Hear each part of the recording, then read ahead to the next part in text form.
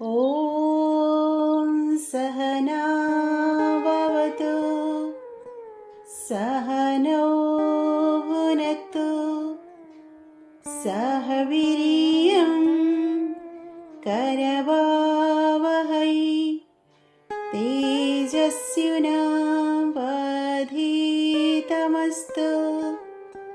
मा विद्विषावहै। ॐ शान्तिः शान्तिः शान्तिः। ओम नमस्ते। आसन्तु आज आलोचना करिबा स्वाध्याय कहिले कौन एवं स्वाध्यायर उपकारिता संपर्क रे जानिबा। साधारण अर्थरे पठन पाठन को स्वाध्याय कुहाଯାଏ, किंतु आज आमे आलोचना करिबा स्वाध्यायर दार्शनिक परिभाषा कौन। महर्षि वेदव्यास कहती स्वाध्यायः प्रणवादि पवित्राणां जप मोक्ष शास्त्र अध्ययनम वा। एठारे दुईटी कथा कुहागला। प्रणवादि पवित्र मंत्रर जप को स्वाध्याय कुहाଯାଏ।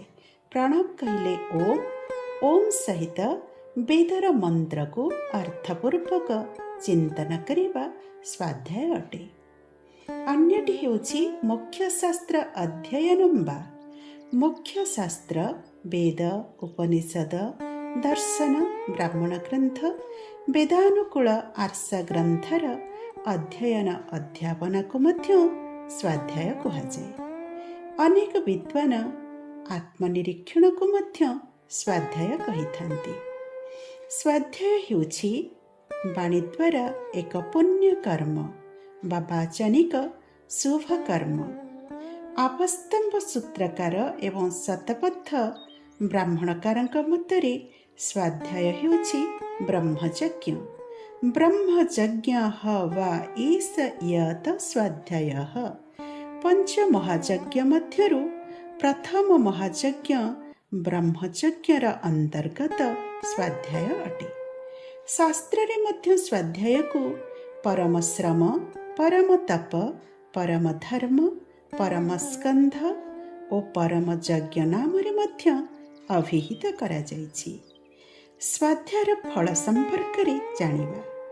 स्वाध्याय द्वारा आमको कौन लाभ हुए? स्वाध्यायशील व्यक्ति किपरि उपकृत हुए?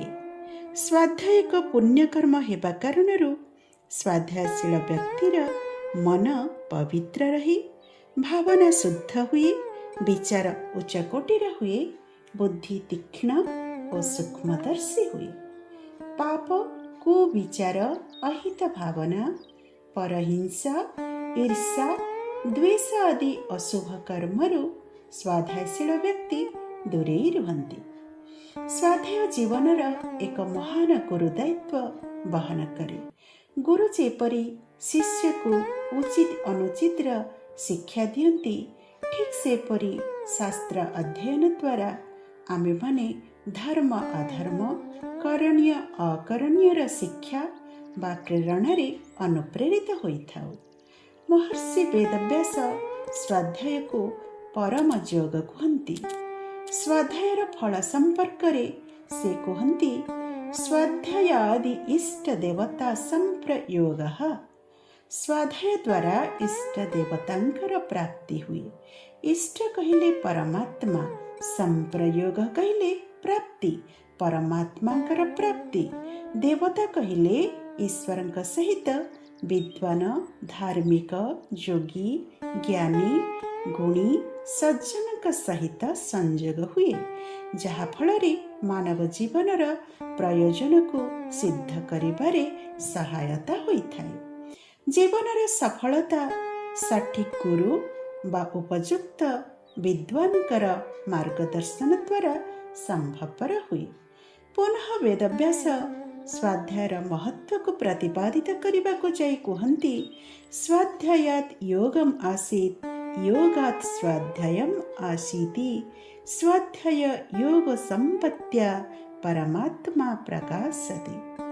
स्वाध्याय द्वारा योग सिद्ध हुई, योग द्वारा स्वाध्याय मध्य सिद्ध हुई। स्वाध्याय एवं योग ଉଭୟ ଦ୍ୱାରା ପରମାତ୍ମାଙ୍କ ପ୍ରାପ୍ତି ସମ୍ଭବପର ହୁଏ। ସ୍ୱାଧ୍ୟାୟ ଦ୍ୱାରା ଯୋଗ କିପରି ସିଦ୍ଧ ହୁଏ? ଯୋଗ କହିଲେ ଏଠାରେ ଚିତ୍ତର ଏକାଗ୍ରତା, ମନର ଶାନ୍ତ ଅବସ୍ଥା। ଈଶ୍ୱର ଚିନ୍ତନ ଦ୍ୱାରା ବା ପ୍ରଣବ ଏବଂ ବେଦମନ୍ତ୍ରର ଅର୍ଥପୂର୍ବକ ଚିନ୍ତନ ଦ୍ୱାରା ମନ ଶାନ୍ତ ଓ ଏକାଗ୍ର ଅବସ୍ଥାକୁ ପ୍ରାପ୍ତ କରେ। ଯେତେବେଳେ ମନ ଶାନ୍ତ ଓ ଏକାଗ୍ର ରହେ, ଠିକ୍ ସେତେବେଳେ ଅତି ଉତ୍ତମ ରୂପରେ ଈଶ୍ୱର ଚିନ୍ତନ ସମ୍ଭବପର ହୁଏ। ସୁତରାଂ ସ୍ୱାଧ୍ୟାୟ ଏବଂ ଯୋଗ ଦୁଇଟି ଯାକର ସାମର୍ଥ୍ୟ କାରଣରୁ ପରମାତ୍ମା ପ୍ରାପ୍ତି ସମ୍ଭବପର ଅଟେ। କେତେ ବଡ଼ ମହାନ କଥା! ସ୍ୱାଧ୍ୟାୟ ଦ୍ୱାରା ପରମାତ୍ମାଙ୍କ ପ୍ରାପ୍ତି ସମ୍ଭବପର ଅଟେ। ତୈତ୍ତରୀୟ ବ୍ରାହ୍ମଣରେ ମଧ୍ୟ କୁହାଗଲା, ନ ଅବେଦବିତ୍ ମନୁତେ ତଂ ବୃହନ୍ତମ୍ ଇତି। ବେଦକୁ ନ ଜାଣିବା ଦ୍ୱାରା ସତ୍ୟ ବିଦ୍ୟା ଏବଂ ସତ୍ୟ ସ୍ୱରୂପ ଈଶ୍ୱରଙ୍କ ପ୍ରାପ୍ତି ଅସମ୍ଭବ। ତେବେ ସ୍ୱାଧ୍ୟାୟ ନ କରିବା ଦ୍ୱାରା କ'ଣ କ୍ଷତି ହୁଏ? ସାମ୍ପ୍ରତିକ ସମାଜରେ ସ୍ୱାଧ୍ୟାୟର ଅଭାବରୁ ମାନବ ଜୀବନ ପରି ଦୁର୍ଲଭ ଜନ୍ମର ମହତ୍ତ୍ୱକୁ ନ ବୁଝିପାରି ନିଜର ଦାୟିତ୍ୱ, କର୍ତ୍ତବ୍ୟବୋଧ, ସମାଜ, ରାଷ୍ଟ୍ର, ପରିବାର, ପିତାମାତା ପ୍ରତି ନିଜର ଭୂମିକା କ'ଣ ସେଥିପ୍ରତି ଭ୍ରୂକ୍ଷେପ ନ କରି ଆଜିର ଯୁବ ସମାଜ ହେଉ ବା ପ୍ରୌଢ଼ ସମାଜ, ସମସ୍ତେ ଅତି ନଗଣ୍ୟ ବୃଥା ଘଟଣା, ତୁଚ୍ଛ କଥୋପକଥନକୁ ନେଇ ସ୍ୱାର୍ଥକୈନ୍ଦ୍ରିକ ମନୋଭାବ, ଭୋଗବାଦର ପ୍ରବାହ, କ୍ଷଣିକ ଆକର୍ଷଣକୁ ସର୍ବସ୍ୱ ମନେକରି ହତ୍ୟା, ଚୋରି, ଲୁଣ୍ଠନ, ଧର୍ଷଣ, ଆତ୍ମହତ୍ୟା ପରି ଘୃଣ୍ୟ କାର୍ଯ୍ୟରେ ବ୍ୟକ୍ତି ଲିପ୍ତ ରହୁଛି। ସୁତରାଂ ଆଦ୍ୟ ଶୈଶବରେ ପ୍ରତିଟି ପିତାମାତା, ଗୁରୁ, ଶିକ୍ଷକ, ବିଦ୍ୱାନ ସମସ୍ତଙ୍କର ଦାୟିତ୍ୱ ପୁନଃ ନୈତିକ ଶିକ୍ଷାର ବିକାଶ କରିବା। ମହାପୁରୁଷଙ୍କ ଜୀବନୀ, ଜୀବନ ଉପାଦେୟ ପୁସ୍ତକର ପଠନ ପାଠନର ସୁଯୋଗ ସୃଷ୍ଟି କରି ସମୃଦ୍ଧ ରାଷ୍ଟ୍ର ଗଠନରେ ସହାୟକ ହେବା। ଏକ ସୁସ୍ଥ ସମାଜ ଗଠନ ନିମନ୍ତେ ଦୀକ୍ଷାନ୍ତ ସମାବର୍ତ୍ତନରେ ଗୁରୁ ଅନ୍ତେବାସୀଙ୍କୁ ଉପଦେଶ କରନ୍ତି, ସତ୍ୟଂ ବଦ ଧର୍ମଂ ଚର ସ୍ୱାଧ୍ୟାୟାଦ୍ ମା ପ୍ରମାଦଃ।